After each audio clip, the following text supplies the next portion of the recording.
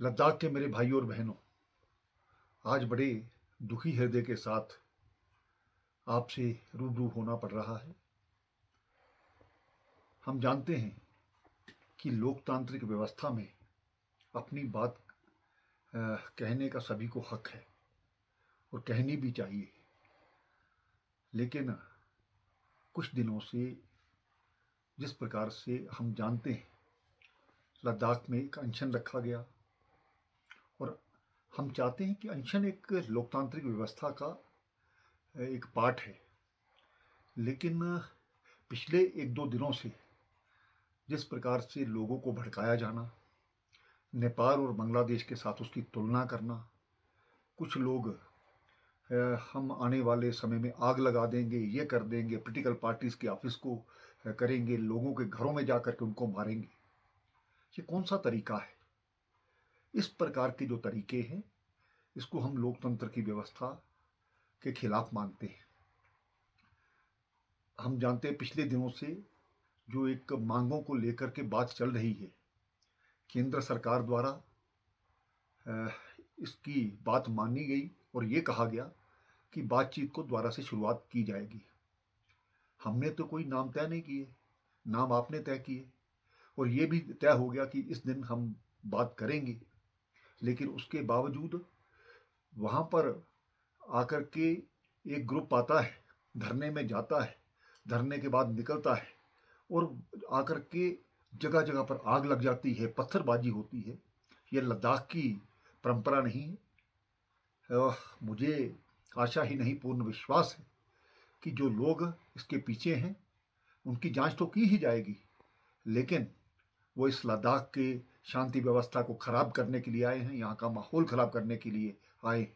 जो आज कुछ जाने गई हैं वो उसके जिम्मेवार हैं। इस प्रकार के लोगों को बर्दाश्त नहीं किया जा सकता।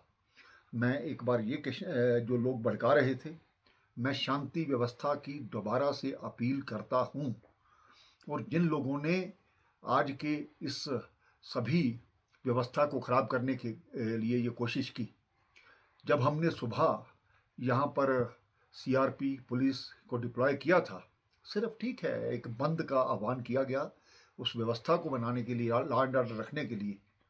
वहाँ पर हमारे सभी जो पुलिसकर्मी हैं उनके हाथ में लाठियाँ दी गई थी, लेकिन सीआरपीएफ के लोग गाड़ी के बीच में बैठे हैं और उनको जलाने का प्रयास किया जाता है। ये कहाँ का इंसाफ है? क्या हम अपने जवानों की जान इसी प्रकार से जाने देंगे? उसके बाद कुछ लोग डायरेक्टर जनरल पुलिस, जो कि यहाँ की लॉ एंड ऑर्डर को मेंटेन रखते हैं, कई वर्षों से यहाँ पर सेवा का काम कर रहे हैं, उनकी गाड़ी पर बड़े बड़े पत्थर मारे जाना, ये कहाँ का इंसाफ है? क्या इसके पीछे कोई साजिश करने वाले लोग नहीं हैं? मैं लद्दाख के शांति प्रिय लोगों से ये कहना चाहता हूँ, आप इस चीज़ को समझिए। कुछ लोग अपने मफाद के कारण से पूरे लद्दाख की जो सुरक्षा व्यवस्था है उनको खराब करने का प्रयास कर रहे हैं। मैं लद्दाख की जनता के साथ हूँ, मैं लद्दाख के नौजवानों के साथ हूँ और लद्दाख के नौजवान जब भी मुझसे मिलने आते हैं, मैंने कभी किसी को मना नहीं किया।